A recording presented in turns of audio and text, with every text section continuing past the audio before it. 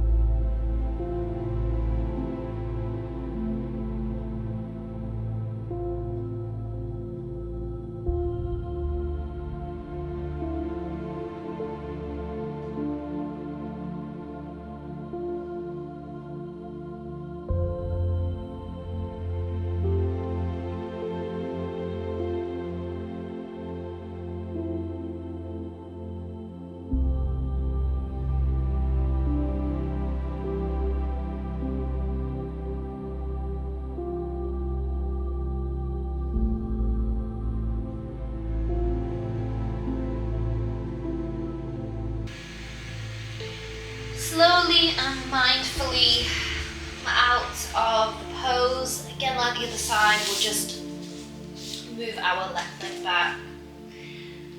Bring some sensation back. And we'll be moving into supine twist, so just come onto your back. Bring your right knee in towards your chest, left leg straight, I'm going to move the right leg over towards the left, and your right arm will be in a T shape like this. Both shoulders rooted in towards the mat. Option to look over your right shoulder.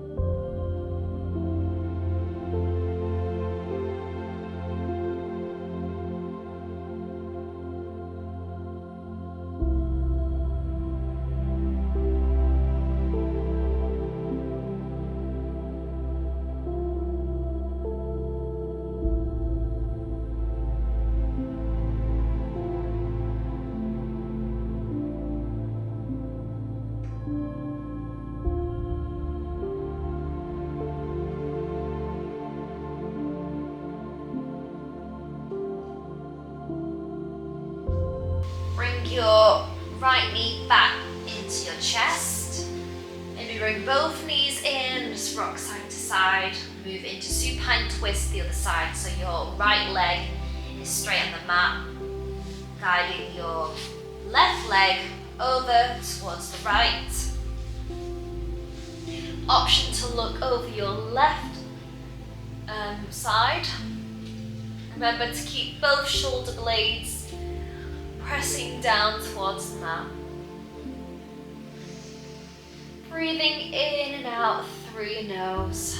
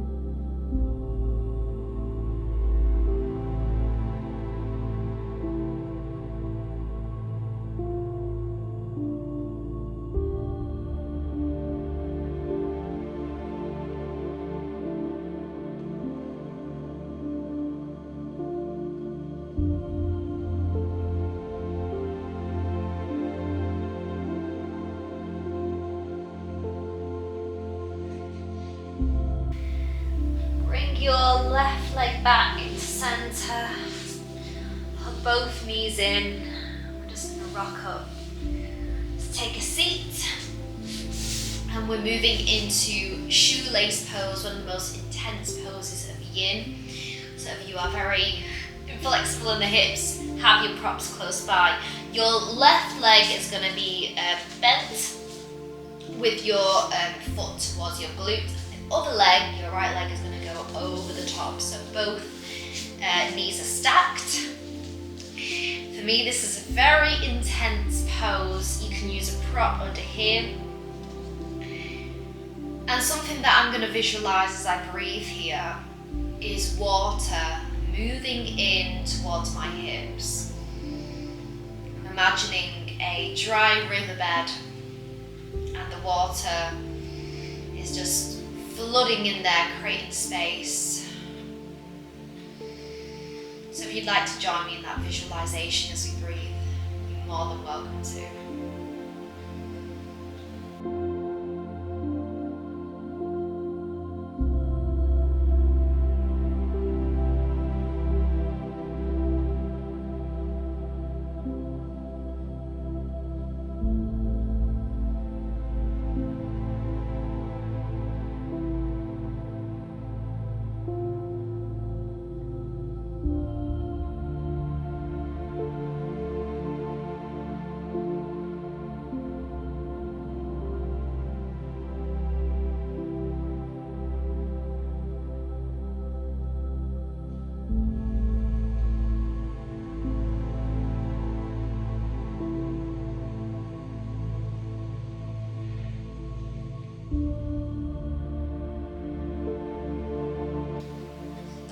release this intense pose before we move into the other side. Just do a windshield wiper to release those hips.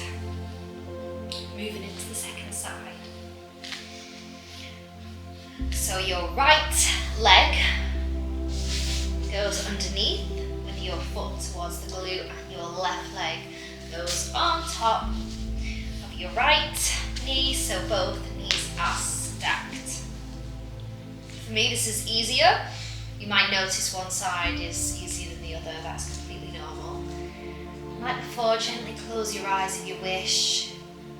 Coming back to that visualization of water moving through your hips, releasing your muscles with every exhale.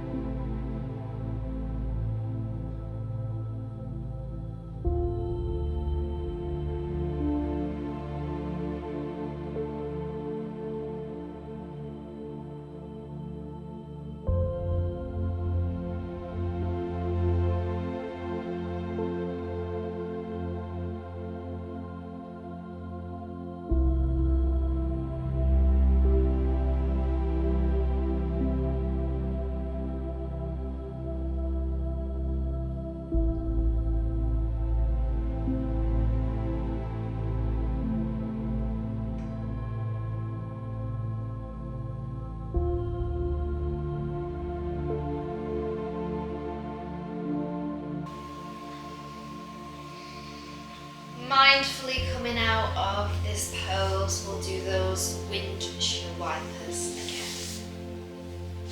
from side to side. Our final pose before Shavasana is butterfly forward fold. So bring the soles of your feet together, hips wide. You can sit up on a block if you need to, and all I'm going to do is fold over. You can stay here, this is more comfortable, or if you want, I'm going to thread my arms underneath my legs and just allow my spine to round naturally.